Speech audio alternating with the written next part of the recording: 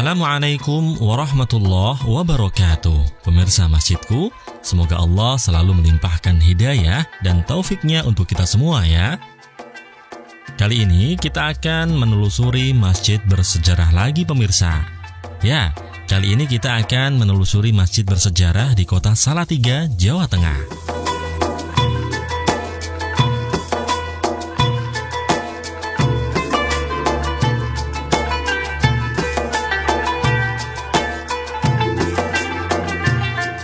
Kota Salatiga berada di antara Kabupaten Boyolali, Semarang, dan Magelang. Dengan keberadaannya di jalur utama antara Solo dan Semarang, kota ini juga didukung dengan hawanya yang sejuk di ketinggian 450 hingga 800 meter di atas permukaan laut, menjadikan kota Salatiga kota yang strategis.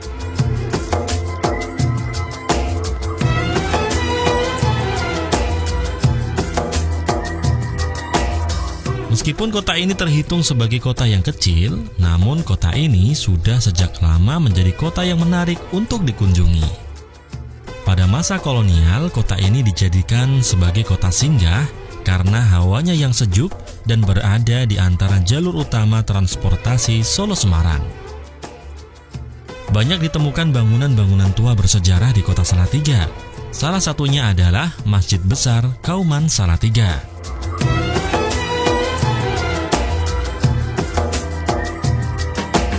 Masjid Besar Kauman Salatiga atau yang sekarang bernama Masjid Al-Atiq Salatiga berada di pusat kota Salatiga. Tepatnya berada di persimpangan Jalan Kiai Haji Wahid Hasyim dan Jalan Diponegoro.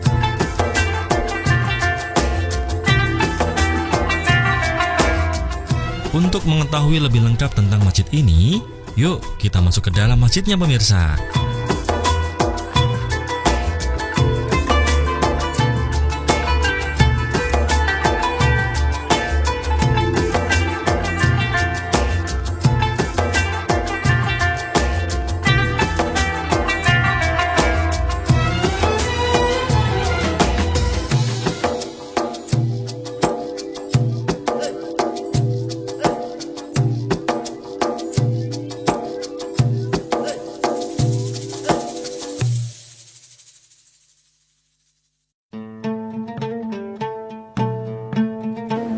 Bismillahirrahmanirrahim. Assalamualaikum warahmatullahi wabarakatuh. Perkenalkan, nama saya Haji Muhammad Satibi. Saya sebagai Ketua Takmir Masjid Besar Al-Atiq Kauman Salatiga. Sejak saya berdomisili di Kauman pada tahun 1972.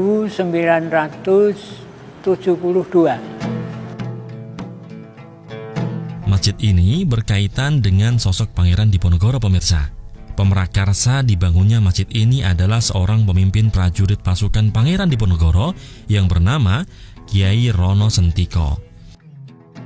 Untuk berdirinya masjid sendiri dipercaya sudah berdiri pada tahun 1247 Hijriah atau pada tahun 1832 Masehi, seperti yang tertulis dalam mihrab masjid.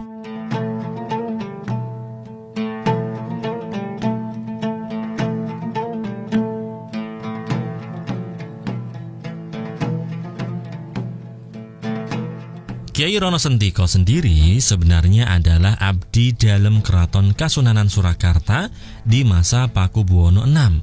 Beliau ditugaskan oleh Pakubuwono VI untuk membantu Pangeran Diponegoro dalam perang melawan penjajah di wilayah Salatiga. Beliau juga ditugasi menyebarkan agama Islam serta memata-matai pergerakan penjajah kala itu.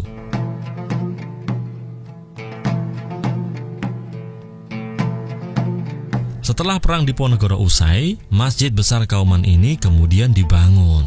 Nama daerah di mana masjid ini berdiri kemudian menjadi Kauman karena banyak kaum atau ulama yang bertempat di sekitar masjid. Ulama-ulama tersebut hingga periode waktu yang lama masih terus beraktivitas seiring berkembangnya zaman.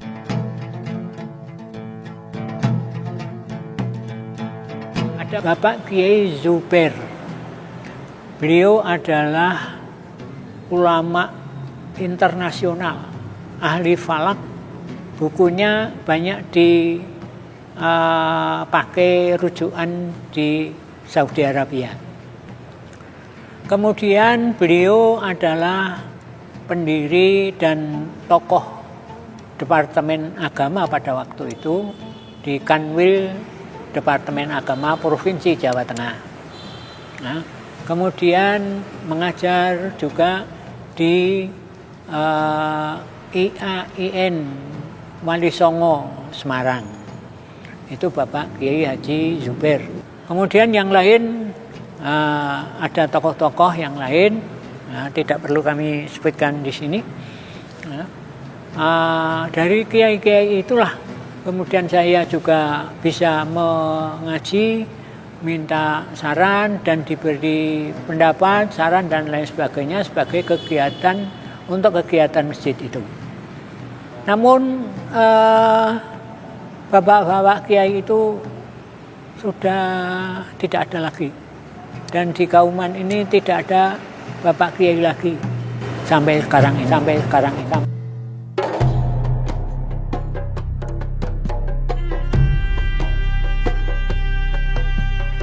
Kauman Salatiga juga dikenal mencetak ulama-ulama terkenal.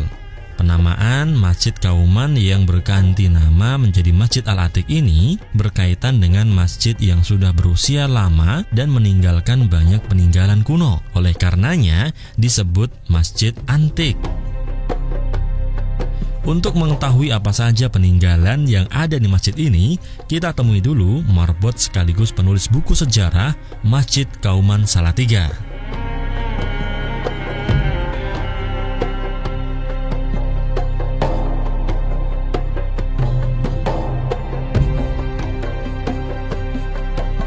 Assalamualaikum warahmatullahi wabarakatuh. Bismillah, alhamdulillahirabbil alamin wa binasta'inu ala umuri din wa din. Wassalatu wassalamu ala asrofil anbiya'i wal mursalin sayyidina wa maulana Muhammadin wa ala alihi wa sahbihi wa man tabi'ahum bi ihsan ila yaumil qiyamah. Perkenalkan, nama saya Wahyu Gumelar. Saya marbot di Masjid Besar Al-Atiq Kauman Salatiga. Terbitnya buku Masjid Besar itu kan dilatari belakangi adanya keprihatinan diri saya mengenai masjid yang salah satu cagar budaya peninggalan para sesepuh, yakni Kiai Rono Sentiko pada waktu itu, yang merupakan laskar prajurit Pangeran Diponegoro yang mengikuti perang Diponegoro pada tahun 1925 sampai 1930. Adanya keprihatinan itu pertama kali saya mendapatkan jam matahari di salah satu dari warga Kauman. Kemudian itu muncul keinginan untuk membukukan sejarah masjid besar ini yang kelak nantinya agar generasi penerus bisa melek sejarah, mengetahui sejarah bahwasanya mereka memiliki masjid yang megah dan bersejarah. Setelah itu saya minta izin kepada pengurus untuk intinya mencari sejarah dari Masjid Besar Al-Atiq Kauman Salatiga ini. Kemudian saya melakukan wawancara penelitian. Kemudian ditemukan salah satunya mihrab masjid. Kemudian ada kubah mimbar. Dulu kan ada dua ruang lah di tempat imaman, itu ada dua ruang. Saya tahu itu ruang untuk khotbah, yang satu lagi ada ruang untuk imam. Nah, ketika pembongkaran itu kan dari ruang untuk imam itu kan tinggal atapnya gitu. Kemudian yang di tempat imaman tinggal mihrabnya itu. Kemudian saya melakukan penelitian lagi, ketemu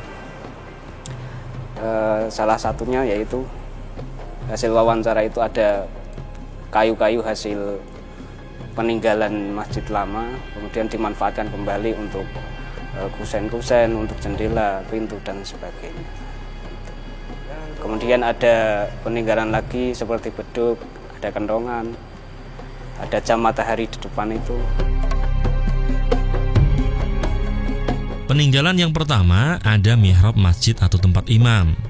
Mihrab yang ada di Masjid Kauman ini sudah ada sejak masjid pertama kali dibangun pada tahun 1832 Masehi, seperti yang tertulis dalam ukiran di bagian atas mihrab. Mihrab ini sampai sekarang masih difungsikan sebagai tempat sholat imam. Mihrab ini dihiasi dengan beragam ukiran bermotif sulur atau tumbuhan yang menjalar dengan warna coklat dan emas. Motif serupa juga banyak ditemui di masjid-masjid kuno lainnya, pemirsa.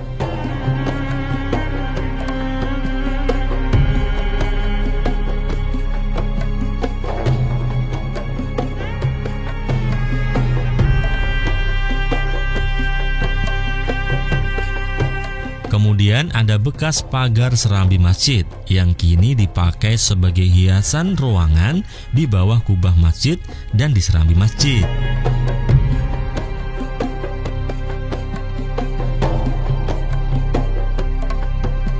Beduk dan kentongan yang ada di masjid ini juga peninggalan lama, pemirsa. Dahulu untuk menyerukan waktu sholat menggunakan beduk tersebut. Beduk dan kentongan ini juga dipakai sebagai kode khusus bagi pasukan perang Diponegoro. Beduk dan kentongan ini masih utuh dan dirawat dengan baik hingga sekarang. Kemudian ada jam bencet atau jam matahari. Nah, jam ini dipakai pada masa lalu sebagai penunjuk waktu sholat sebelum adanya jam modern seperti sekarang. Jam ini dapat dibaca oleh orang yang mengerti ilmu falak, seperti para ulama yang ada di Kauman Salatiga.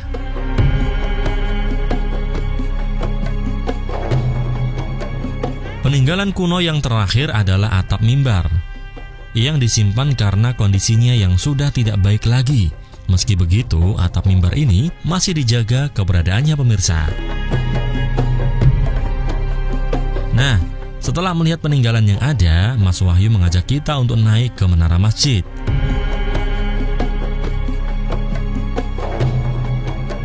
Masya Allah, sungguh luar biasa pemandangannya, pemirsa.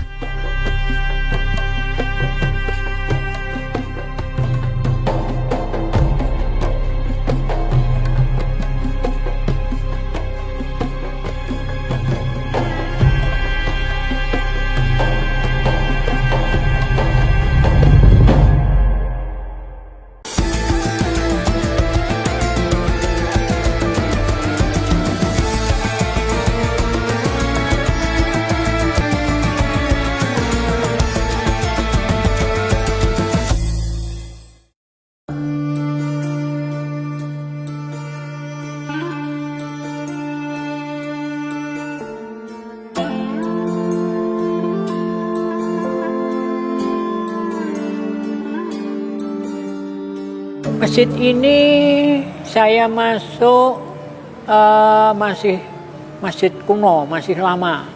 Maka dinamakan Al-Atiq itu karena kuno, lama. Dulu masih seperti ya bangunan Jawa, dan akhirnya dengan persetujuan para bapak-bapak kiai dan juga pengurus takmir, karena bangunan ini mengkhawatirkan untuk perlu direnovasi pada tahun 96.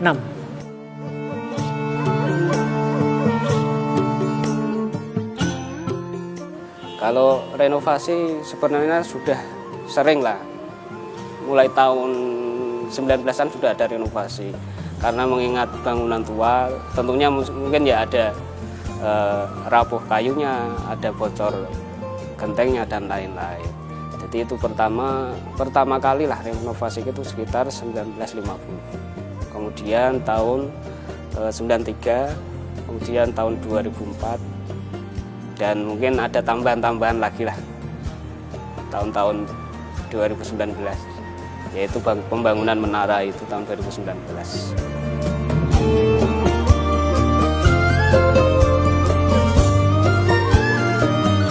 Setelah mengalami beberapa renovasi, bagian dari masjid lama tidak dibuang, pemirsa, melainkan dimanfaatkan kembali, seperti pintu-pintu masjid yang berasal dari kayu bangunan masjid lama.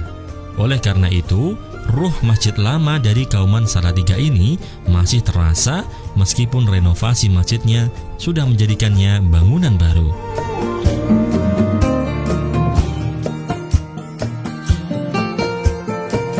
Bangunan ini sebetulnya dulu banyak kayu jatinya, termasuk atap-atap itu dilapisi kayu jati. Tapi dengan pembangunan masjid ini, semua kayu itu dimanfaatkan semua. Sehingga masih ada itu bangunan untuk pintu dan lain sebagainya. Jadi itu bangunan tinggalan kayu yang lama. Untuk arsitekturnya mungkin masih menggunakan bangunan yang lama, akan tetapi ada perubahan sedikit arsitekturnya, yaitu di tajuk itu kan, kalau tajuk masjid dulunya ada seperti masjid pada umumnya pakai genteng itu, tapi yang bangunan sekarang menggunakan permanen, jadi hanya untuk kayak trap-trapan. Jumlah tajuknya masih yang lama.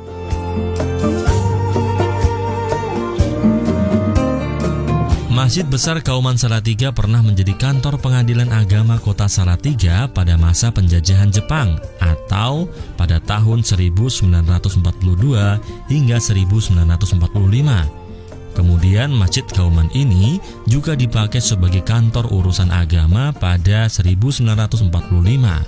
Hal tersebut menandakan bahwa peran dari Masjid Besar Kauman Salatiga ini sangat kuat dalam bidang syiar dan pusat kegiatan agama Islam di kota Salatiga.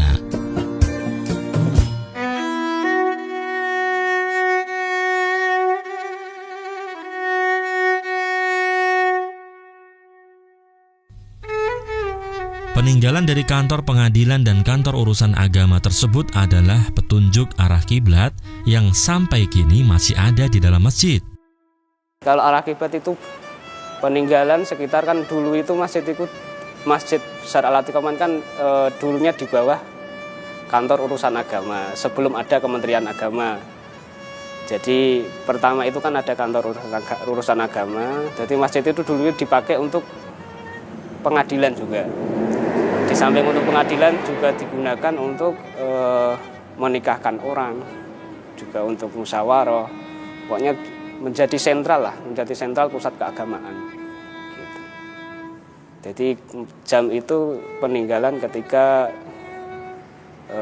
dulu dipimpin oleh almarhum Kiai Haji Bakri Tolkah, yaitu kepala pertama kantor urusan agama Kabupaten Semarang di kota Salatiga, sekitar tahun 1950-an.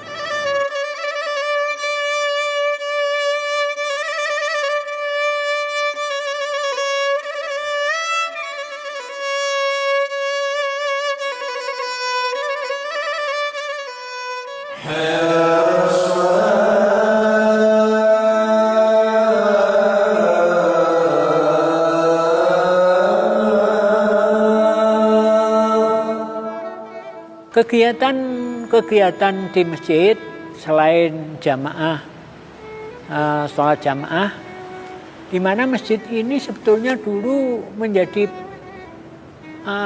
rujukan dari masjid-masjid sekota Salatiga. Yang pada waktu itu kalau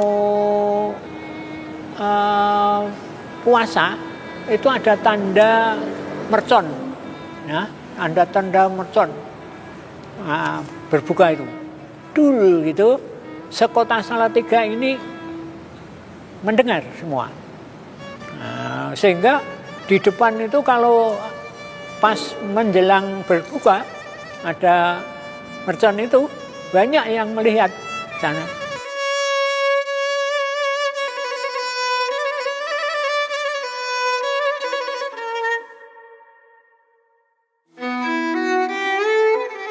Sampai sekarang kegiatan di masjid ini untuk majelis taklim Al-Atiq itu sudah saya perbaiki selama kurang lebih 20 5 tahun. Kalau dari 93 berapa? Nah, 93 itu 7 tambah 28 tahun. Itu rutin setiap Ahad pagi. Dan mubaliknya juga kami isi dari luar, tidak hanya Salatiga. Dari Semarang, Pak Kiai Mukhlisin almarhum, yang sekarang masih dilanjutkan Pak Kiai Duri Azhari, sing ada mubalik lucu itu. Kemudian dari Solo itu ada, dari Boyolali ada, dari Solo itu Pak Kiai Samsuri, yang lain. Pak Muhajir itu dari Boyolali, dan yang lain. Kemudian hari-hari besar Islam ya kita adakan gabungan dengan Majelis Taklim Ahad pagi. Kadang-kadang tersendiri, kadang-kadang bersama-sama. Kegiatan yang lain yang sifatnya sosial pernah mengadakan khitanan massal. Untuk kali ini 2 tahun ini istirahat, tidak mengadakan khitanan massal. Kemudian selain khitanan massal, hari-hari besar seperti hari raya Idul Adha itu banyak orang yang jamaah di sini kemudian menyembelih kurban di sebelah masjid. Itu ada yang sapi, ada yang kambing. Kemudian daging itu kita bagi kemana-mana. Selain orang Kauman, ke panti asuhan, kemudian juga ke tempat-tempat yang membutuhkan, yang fakir miskin. Kemudian juga kegiatan yang lain selain hari besar Islam itu membaca Al-Quran atau istilahnya semaan. Jadi mengkhatamkan Al-Quran itu setiap bulan Muharram atau kadang-kadang bulan Rajab. Itu jadi semaan itu ya yang datang dari mana-mana itu. Termasuk Ahad pagi itu jamaahnya tidak hanya Kota Salatiga saja, tapi dari Tuntang, ada dari Ambarawa, ada dari Tengaran, ada pernah dari Ampel, dan juga dari Beringin dan lain sebagainya. Anak-anak juga ada seperti ngaji TPA itu setiap Senin sampai Kamis, itu ada TPA di atas. Nah sekarang kegiatan anak ditunjang juga ada pondok Ma'had Tahfidzul Quran. Itu setiap sore itu ada yang ngasih itu dari beberapa anak untuk menghafalkan dengan program One Day One Ayat. 1 hari hafal 1 ayat. Ini sudah berjalan 2 tahun untuk pendidikan tahfidzul Quran atau Ma'had Tahfidzul Quran.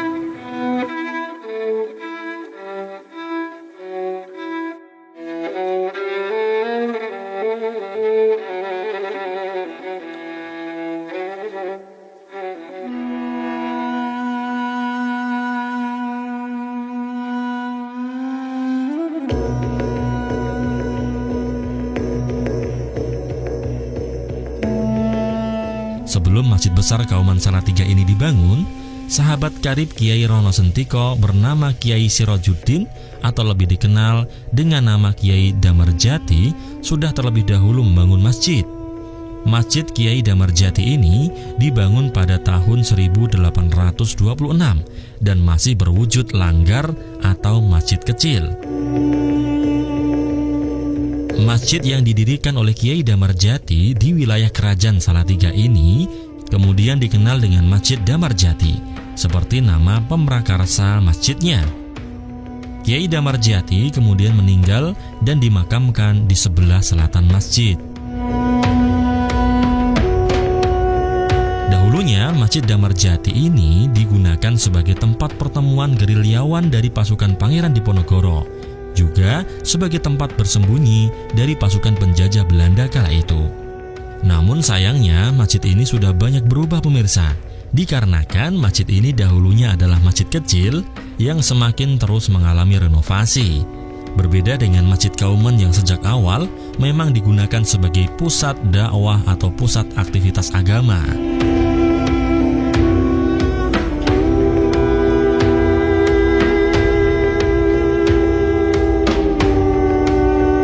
Tidak terasa ya pemirsa, kita sudah di penghujung acara. Untuk pemirsa yang ingin mengetahui masjid ini, bisa langsung datang ke Masjid Besar Al-Atiq Kauman Salatiga. Terima kasih telah mengikuti kami menelusuri masjid bersejarah di kota Salatiga. Sampai jumpa di episode berikutnya. Assalamualaikum warahmatullahi wabarakatuh.